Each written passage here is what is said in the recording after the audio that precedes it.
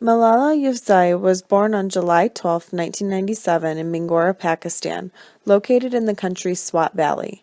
In her biography, she described the Swat Valley as a beautiful place that attracted many tourists. Education is something very important to the Yousafzai family. While her mother was uneducated, Malala knew she wanted to learn as much as she possibly could. She attended a school founded by her father, Zayuddin Yousafzai, an anti-Taliban activist. When the Taliban began to take control of her hometown, they also began attacking girls' schools in the Swat Valley. In September of 2008, at only 11 years old, Malala gave a speech in Pakistan citing the Taliban were not going to take away her right to education. This was the beginning of her activism.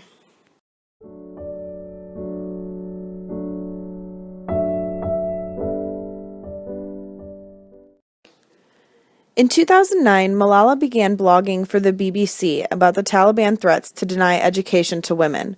She blogged under an alias, but her true identity was eventually revealed. In addition to blogging, she continued to speak publicly on women's rights to education. In 2011, she was nominated for the International Children's Peace Prize and awarded Pakistan's National Youth Peace Prize.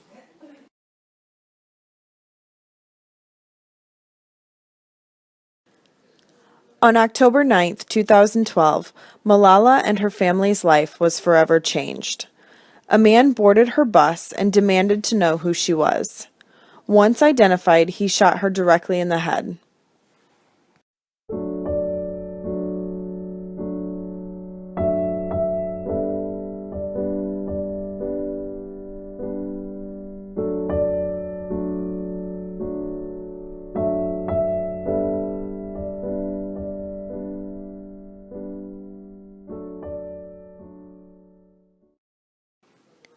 Miraculously, Malala did not die. Though she required multiple surgeries, she suffered no major brain damage. She eventually returned to school in Birmingham, England in March of 2013, where she had been receiving her medical treatment.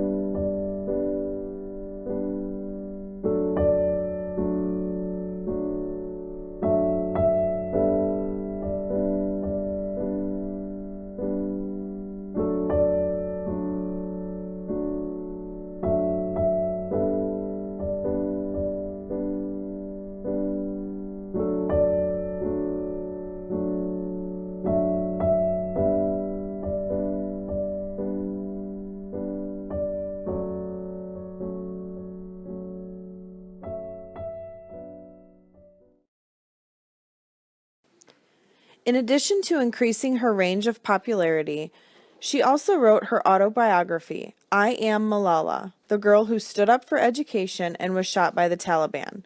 It was released in October of 2013. While the Taliban still considers Malala a target, she continues to speak out as an advocate for education.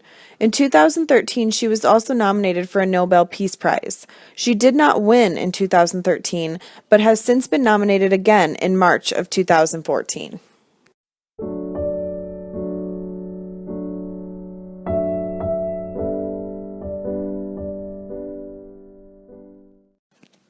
Malala is very charismatic, but practices a method of transformational leadership as well. She has the natural ability to lead others. She is courageous and not afraid to fight for her beliefs. Because of her passion and authority, the Pakistani government has chosen to listen to what she has to say, and they are trying to make the necessary changes. Standing up to the Taliban and showing no fear to them has gained her a great deal of respect.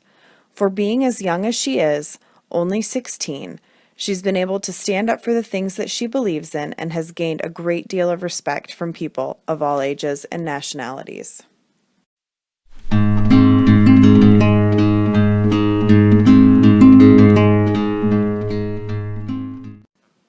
In terms of her leadership behaviors, attitudes, and styles, Malala was born to lead.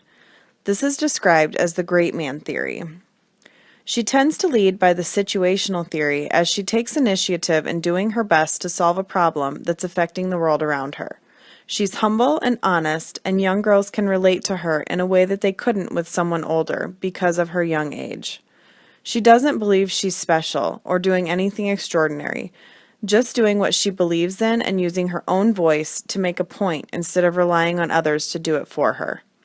She has a great attitude, one that states nothing will stop her in getting her message out there to be heard by everyone. Even after being shot in the head, she is not taking a back seat to standing up and fighting for what she believes in. People really admire that about her.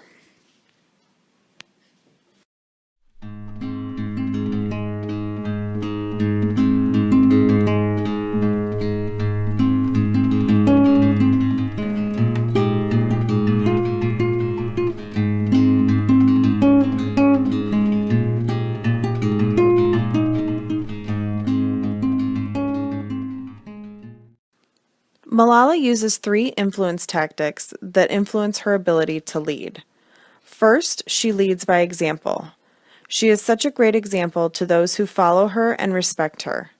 After being shot for standing up for her beliefs, she recovered and continued to speak out about education for girls.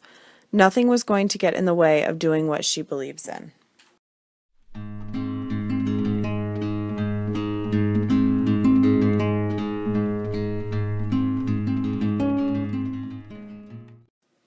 She also uses rational persuasion.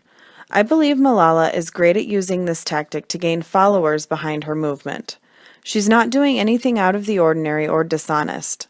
She's just stating facts and building women up with courage and confidence to do something that they can do and that they are not alone in their fight for equality.